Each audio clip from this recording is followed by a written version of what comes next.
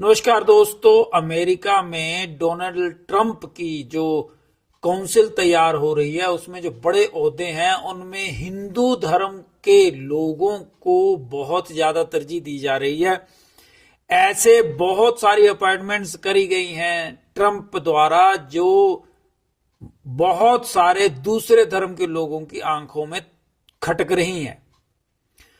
भारत का अगर देखा जाए तो इसमें सबसे बड़ा नाम FBI का जो डायरेक्टर है उसका आ गया है अब कश्यप पटेल। कश नाम से जाना जाता है उनको, कश्यप प्रमोद पटेल। और ये 44 ईयर्स ओल्ड हैं और ये लॉयर भी हैं। ये काफी दिनों से जब पिछला कार्यकाल रहा डोनाल्ड ट्रंप का उस समय भी इन्होंने काफी एक्टिव रोल प्ले किया था, लेकिन अब ये बहुत बड़ी जिम्मेदारी इनको दे दी गई है। इनको ये जिम्मेदारी दी गई है इनकी लॉयल्टी के लिए। जब ट्रंप के ऊपर बहुत सारे केसेस चले हुए थे पिछले दिनों में, उन दिनों में बहुत सारे लोग जो ट्रंप को छोड़ करके चले गए थे, लेकिन पटेल मिट्टी पकड़ पहलवान की तरह इनके साथ खड़ा रहा और उसका ये फायदा इन्होंने खुल करके ट्रंप ने दिया है, क्योंकि ट्रंप को लगता है कि जो पटेल है ये एक अमेरिका फर्स्ट मुहिम का सबसे बड़ा पिलर है, जिनके ऊपर ट्रंप अगले 4 साल अपने देश अमेरिका का नया इतिहास और अध्याय लिखेंगे। ये वो पिलर है जिसके ऊपर अमेरिका की नई और महान भवन का निर्माण हो जाएगा। उनमें से एक पिलर पटेल का है। सिर्फ वही नहीं, विवेक रामास्वामी जिनको डोज का जिम्मेदारी दी गई है, जी हां, डिपार्टमेंट ऑफ गवर्नमेंट एफिशिएंसी। उसके बाद डॉक्टर जय भट्टाचार्य, इन्हें डायरेक्टर बनाया गया है नेशनल इंस्टीट्यूट ऑफ हेल्थ का। वाइस प्रेसिडेंट जो बनने वाले हैं वो है JD वैंस और इनकी पत्नी उषा वैंस, ये भी हिंदू धर्म से संबंधित हैं।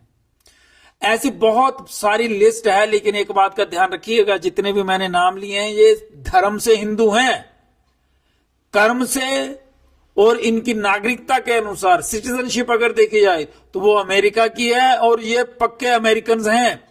ये जिस भी काम को करते हैं, जिस भी पोस्ट पे रहते हैं, इनका सबसे महत्वपूर्ण कार्य एक होता है अमेरिका फर्स्ट। फर्स्ट इनके लिए USA होता है। लेकिन हां, इस समय कुछ ऐसा समय आया है इन दिनों में जब हिंदू धर्म के जो मानने वाले हैं वो प्राउड फील करते हैं, उनको झिझक नहीं होती अपना धर्म बताने में। उनमें से ये लोग भी हैं। ये जो लिस्ट जिनके मैं नाम ले रहा हूं, लिस्ट बहुत बड़ी है, लेकिन इनके कंधों के ऊपर जिम्मेदारी भी बहुत बड़ी है।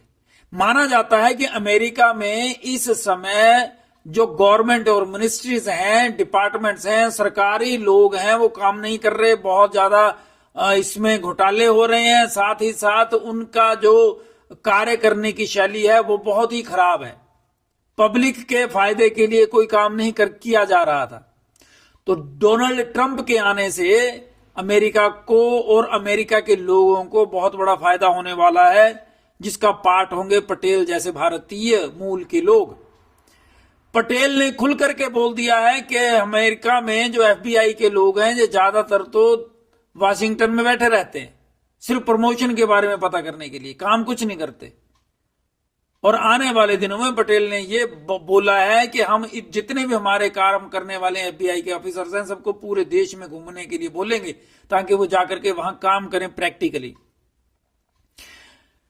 पटेल का नाम बहुत ज्यादा इसलिए लिया जा रहा है, अगर आप सोशल साइट्स पे देखेंगे, अगर आप न्यूज पोर्टल्स पे जाएंगे, कोई आर्टिकल्स वगैरह पढ़ते हो, तो इनका नाम काफी चर्चा में आता चला जा रहा है। वो इसलिए क्योंकि राम मंदिर के विषय पर इन्होंने एक बात कही थी। अमेरिका के जो न्यूज़पेपर्स हैं, जो वहां का प्रिंट मीडिया था, वहां का सोशल मीडिया था, वहां के लोग थे, इलेक्ट्रॉनिक मीडिया था, वो वाइज्ड रिपोर्टिंग कर रहे थे एक तरफा, जिसमें वो हिंदू धर्म को गलत शेप में दिखा रहे थे, गलत उसके लिए गलत भावनाओं का प्रयोग हो रहा था। तो इन्होंने खुल करके बोला था कि आप लोग गलत दिखा रहे हैं। 500 साल पहले तक वहां मंदिर ही था, बाद में कब्जा किया गया। अब फैसला किया है कोर्ट ने और वहां पे मंदिर का निर्माण हो रहा है, इसमें कोई बहुत ज्यादा सोचने विचारने और बड़े विचारों की जरूरत नहीं है। वहां पे जिसकी वो जमीन थी, जिसकी वो जगह थी, उनको मिली। भारत के लिए ये फायदे का सौदा होगा अगर वहां पर कुछ एक हिंदू धर्म के लोग अगर अमेरिका की कैबिनेट में आएंगे, तो अमेरिका के जो मिनिस्टर्स हैं, सरकार है, उनको पता चलेगा भारत के लोगों के बारे में, भारत के यहां पर, हमारे यहां पर जो रहन सहन की प्रक्रियाएं हैं, रहन सहन का तरीका है, हमारी जरूरतें क्या हैं, हमारी सोचने का नजरिया क्या है, हमारी पॉलिसीज क्या है। क्योंकि क्या होता है, ज्यादातर तो हम लोग सुनी सुनाई बातों के ऊपर किसी के बारे में भी कोई भी फैसला ले लेते हैं, उसको जज कर लेते हैं। लेकिन जब हमारे सेम इस रिलीजन के लोग कैबिनेट में बैठेंगे तो सलाह भी देंगे डोनाल्ड ट्रंप को। फैसला लेने में उनको भी थोड़ा ध्यान देना पड़ेगा कि अच्छा ये नजरिया होता है, इन लोगों का फायदा होगा। लेकिन मैं फिर कह रहा हूं, जितने भी लोग अमेरिका में इस समय डोनाल्ड ट्रंप द्वारा अपॉइंट किए जा रहे हैं, और अगर वो हिंदू धर्म से हैं, मूल उनका हिंदू धर्म है, लेकिन वो भारतीय नहीं है, वो बांग्लादेश में मुसलमानों का बहुत प्राण घातक नजरिया है हिंदुओं के विरुद्ध, भारत के विरुद्ध, इस्कॉन मंदिर के विरुद्ध, इस्कॉन संस्था के विरुद्ध। और ट्रंप पहले नेताओं में हैं जिन्होंने बांग्लादेश में हिंदुओं के विरुद्ध हो रही हिंसक कार्रवाइयों का विरोध किया है। और मैं ऐसा मानता हूं ये इन लोगों की संगति का ही असर है शायद, वरना पूरी दुनिया में बहुत कम नेता हुए हैं जो हिंदुओं के बारे में बोलते हों। और अब तो अमेरिका के बड़े बड़े पदों पर हिंदू धर्म को मानने वाले और प्राउड फील करने वाले लोग हैं, उसका फायदा मिलेगा। लेकिन जिस तरह से बांग्लादेश में हिंदुओं के साथ बर्ताव किया जा रहा है, मुझसे भी कईयों ने पूछा कि आपको क्या लगता है, तो मैं ये मानता हूं कि उनको कहीं नहीं भागना चाहिए। हिंदुओं को सच का सामना करना चाहिए। अगर वो भाग करके हिंदुस्तान भी आते हैं, हिंदुस्तान में आकर के कोई बड़ा ज्यादा तीर नहीं मार लेंगे वो। हमारे यहां कश्मीर से हिंदू भागे और यहां दर दर की ठोकरें खा रहे हैं। आप जहां हैं आप वहां लड़िए, पता तो चले कि भैया ये लोग जिंदा हैं, इनके ऊपर अगर हम टारगेट करेंगे तो ये भी कुछ ना कुछ रिटेलिएट करेंगे। मेरा ये मानना है, आप बिल्कुल अपने आप को वहां के नागरिक हैं, आप वैसे ही रहिए, मालिक बन करके रहिए और अपनी सुरक्षा स्वयं करिए। जब आपको पता है कि बांग्लादेश की जो अंतरिम सरकार वहां बनी हुई है वो सारी मुस्लिम कट्टरपंथियों की सरकार है, पुलिस वहां की कट्टरपंथियों के साथ है, सेना के लोग कट्टरपंथियों के साथ हैं। आपकी सुरक्षा, आपकी सहायता आप स्वयं कर सकते हैं। मरना नहीं, आत्महत्या नहीं करने की जरूरत, लड़ने की जरूरत है, वीर बन करके लड़ने की जरूरत है।